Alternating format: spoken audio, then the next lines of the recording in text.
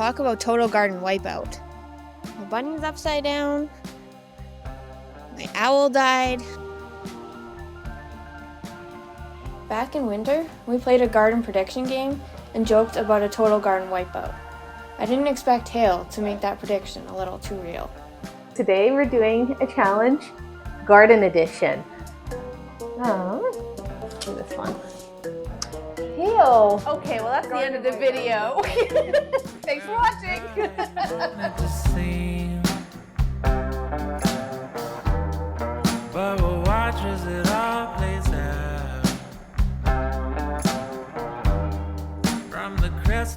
Last night we had a hailstorm that wiped out most of my garden, not to mention some of the structural damage around the yard. The hail was about the size of a ping pong ball, and you can imagine the damage that it did after a few minutes of it.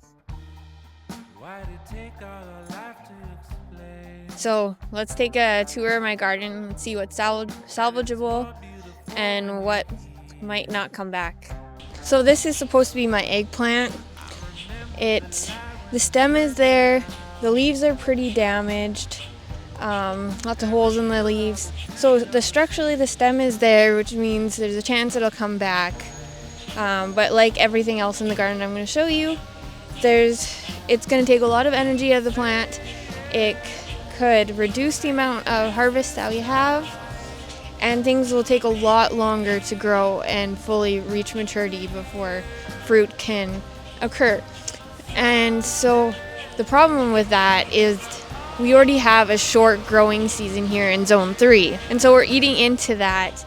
So we're going to end up covering our vegetables because the frost will come before these are even ready to produce. The other issue is that it's still very early in the season. We're expected to get another dump of rain tonight already, which could further aggravate the issue. This eggplant here lost a lot of its leaves, and that's vital to its health and survival. So I'm not sure that this eggplant here will survive and make it as compared to this one where the leaves are full of holes, but at least they're still there. There is some growth coming along, so they have a little bit more promise and hope to them. The garlic, while it looks sad, it had a lot of the tops off. We might not get garlic scapes from it, but hopefully it still puts its energy into producing the bulb. Rhubarb is pretty crushed. I had harvested it just a few days before the storm, so at least I got that harvested.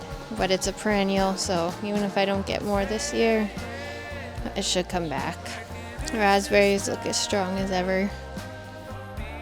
The herbs, like mint, thyme, and basil, are meant to be heavily pruned. I'm expecting that they will produce just as well as what would have been expected of them in the first place. Mint especially, as its strength comes from its underground roots, which is how it's known for its spreading invasive character. This is supposed to be a zucchini plant, and it looks a little worse for wear. This is supposed to be another one that's looks like it's growing a little bit more. Not looking the best either. Here's my asparagus. Not too bad, a little leaning over. The weeds, of course, survived. What a shock. One thing that concerns me now is if the plants will recover. Damaged plants can become more vulnerable to disease and infection. Over the next few weeks, I'll be watching closely for signs of rot, disease, or plants that simply aren't recovering. Some may eventually need to be removed to protect the rest of the garden. One thing the storm has reminded me of is the value of diversity. Not every crop responded the same way. The tomatoes, peppers, eggplants, and garlic took a pretty hard hit because they lost so much leaf material. Those leaves are essential for producing energy and growing fruit.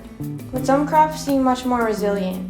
The beets, peas, and beans appear to be handling the damage better and recovering more easily. And many herbs will likely bounce back fairly quick. When you grow a variety of crops, one weather event is less likely to affect everything equally.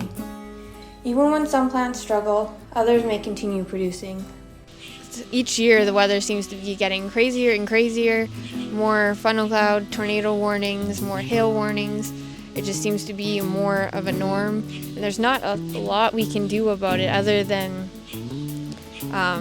pots, I should have moved them underneath the gazebo, things that, and I usually do, but for whatever reason this time I did not.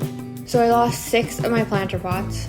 Unfortunately, these are a bit more expensive to replace than the vegetables growing in the beds. For the most part, the pots are still usable.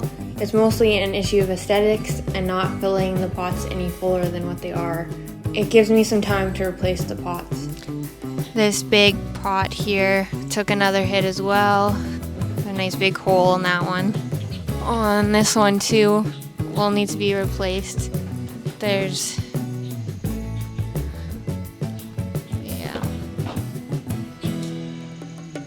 this one here is just a plastic pot, so it's not a surprise that it didn't fare too well. Unfortunately, some of those potted plants may actually be more expensive to replace than the vegetables growing in the garden beds. But gardens aren't perfect, and neither is gardening. No matter how much planning we do, there will always be things outside our control. Our next step is cleanup. We'll remove broken stems, damaged leaves, and anything that's clearly beyond saving. Some plants may need additional support, while others may need replacing. And then comes the waiting. Over the next week or two, we'll be watching for new growth, we'll be watching for disease, we'll be waiting for signs of recovery, and we'll be figuring out which plants still have a future in this garden. Thankfully, many garden centers are beginning to discount vegetable plants this time of year. If we need to replace a few casualties, there will still be some options available. When I first started gardening, I thought success meant full garden beds and large harvests, and hopefully there will be garden seasons like that to come. But experiences like this remind me that gardening isn't just about growing plants. It's also about learning resilience, learning patience, learning how to adapt when things don't go according to plan. Sometimes the lesson isn't how to grow, but how to rebuild. Thank you so much for watching and for all your support. We'll continue providing updates throughout the summer as we move toward fall. We'll find out what recovers, what barely hangs on, what surprises us, and what ultimately becomes a casualty of this storm. Because the biggest question right now is simple: what survives?